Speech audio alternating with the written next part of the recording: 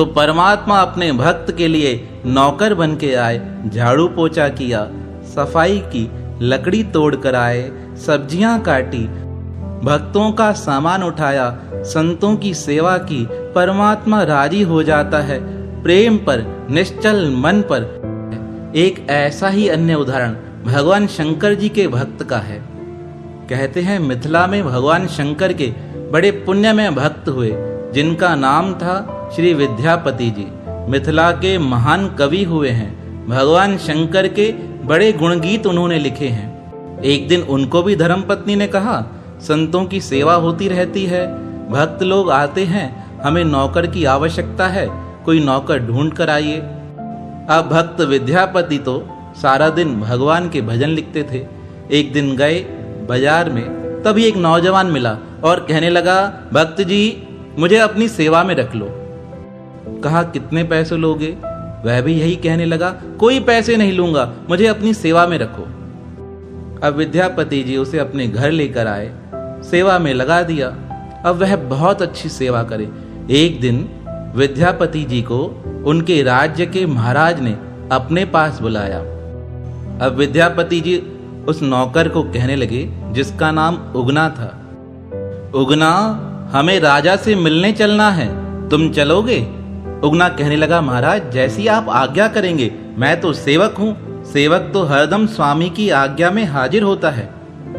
अब उगना भी तैयार हो गया अपने मालिक के साथ जाने के लिए।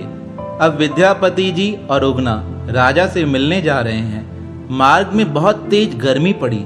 इतनी भयंकर गर्मी थी कि विद्यापति जी के लिए चलना कठिन हो रहा था। उन्होंने सोचा, अगर थोड़ा पानी मिल जाता तो मेरे शरीर में जान आ जाती। ऐसा सोचकर उन्होंने अपने नौकर उगना से कहा, उगना थोड़ा पानी ले आओ, जब तक मैं वृक्ष के नीचे बैठ जाता हूँ। अब उगना जैसे ही पानी लेने गया तो आसपास तो पानी का कोई स्रोत था ही नहीं।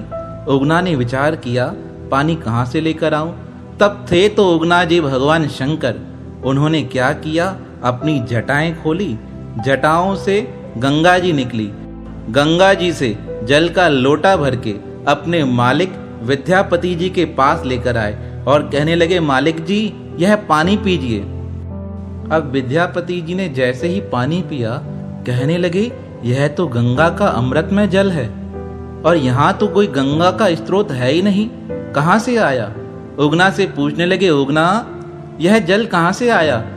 उगना कहने लगा, सब आपकी कृपा है, आपकी कृपा से गंगा कहीं भी प्रकट हो जाती है।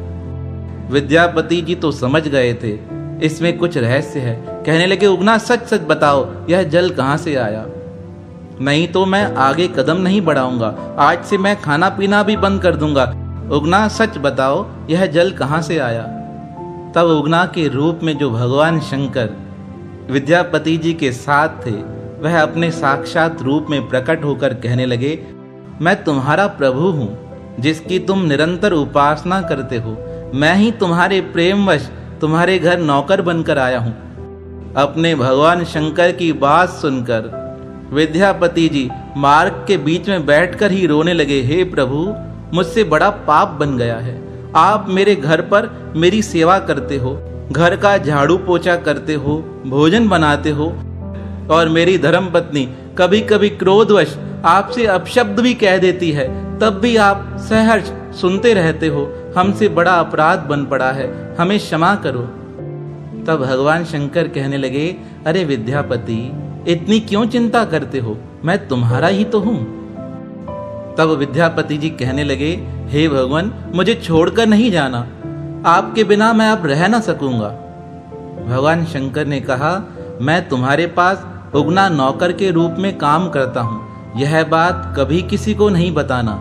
अगर यह भेद कभी तुमने खोल दिया तो मैं अदृश्य हो जाऊंगा, फिर मेरा दर्शन होना बड़ा कठिन है। तब विद्यापति जी कहने लगे, मैं यह रहस्य कभी किसी को नहीं बताऊंगा। अब राजा से मिलकर प्रसन्न होते हुए विद्यापति जी और उगना जी घर पर आ गए। धीरे धीरे समय बीतने लगा। एक दिन विद्यापति जी किसी कार्य से घर से बाहर गए हुए थे और उगना जी संतों की सेवा कर रहे थे। संत सेवा से निवृत्त होने के बाद उगना जी ने भक्त जी की धर्मपत्नी को कहा, माता, आज मुझे भूख लगी है, आप जल्दी से भोजन बनाइए, मुझे भोजन खाना है। माता ने कहा, अरे तुम सारा दिन खाने की बातें करते हो, कोई काम तुमसे होता नहीं।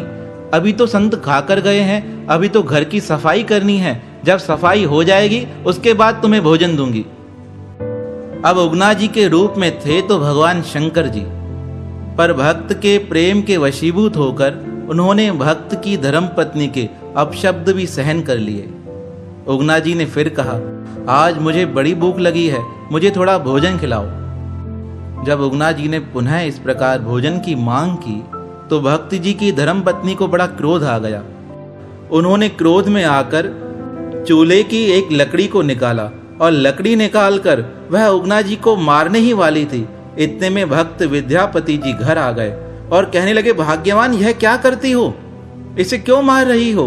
वह कहने लगी, यह मुझसे बार बार भोजन मांगता है, इससे काम होता नहीं। अभी वह मारने जा ही रही थी, तभी विद्यापति जी ने हाथ रोककर कहा, तुम जानती नहीं यह कौन है? यह साक्षात भगवान शंकर हैं और तुम इन पर प्रहार करना चाहती हो। विद्यापति जी के मुख से सिर्फ इतना ही निकला, यह भगवान शंकर हैं। इतने में वह उगना अदृश्य हो गया। भक्तानी जी के हाथ से लकड़ी छूट गई।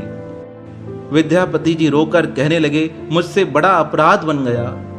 उनकी धर्मपत्नी कहने लगी, आपने बताया क्यों नहीं कि यह भगवान शंकर हैं? अगर मुझे पता होता जिनकी हम पूजा करते हैं वही भगवान शंकर उगना के रूप में हमारे पास रहने आए हैं तो मैं कभी इनसे अपशब्द नहीं कहती। विद्यापति जी कहने लगे, अगर मैं तुम्हें यह रहस्य बता देता तो भगवान शंकर हमारे घर से कब का ही चले जाते। उन्होंने मुझसे यह प्रतिज्ञा करवाई थी, मैं कभी किसी को न बताऊं कि उगना के रूप में भगवान शंकर ही हमारे घर नौकर बन के आए हैं। कहा, मुझे तो यह बात पता थी, पर मैं अगर तुम्हें बता देता तो भगवान शंकर कब का चले जाते। पर आज तुम्हें यह क्या हो गया था, तुम उन्हें मारने चली थी।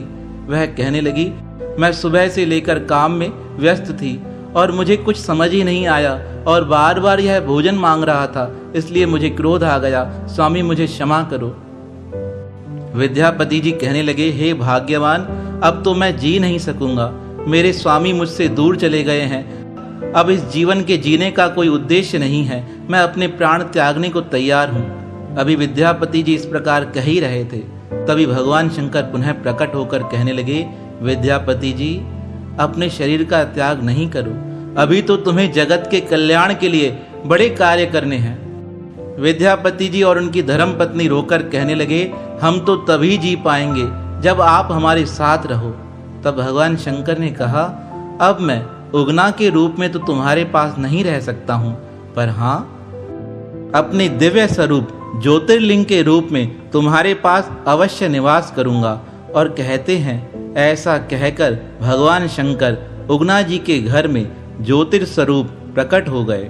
वह ज्योतिर्लिंग अभी भी बिहार के मधुबनी में उगना महादेव के नाम से जाना जाता है। तो भगवान अपने भक्त के लिए कभी शिष्य बन जाते हैं, कभी गुरु बन जाते हैं, कभी पिता बन जाते हैं, कभी पुत्र बन जाते हैं, कभी माता बन जाते हैं, कभी भाई बन जाते हैं। पर कितना अलौकिक है, जो जगत का मालिक है वह अपने भक्तों के पास नौकर बन के आ जाए। यही तो परमात्मा की विशेषता है। अपना मान टले टल जाए, पर भक्त का मान न टलते देखा। त्रिलोचन जी के पास भगवान श्री कृष्ण नौकर बन के आए और उगना के रूप में भक्त विद्यापति जी के पास भगवान शंकर नौकर बन के आए।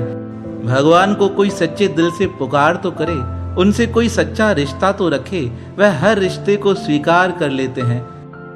तो ऐसे करुणाशील परमात्मा जो भक्तों के प्रेम पर रीझ कर नौकर बनने को भी तैयार हैं, ऐसे दयालु हरिहर के पावन श्री चरणों में हमारा बारंबार प्रणाम है, प्रणाम है, प्रणाम है।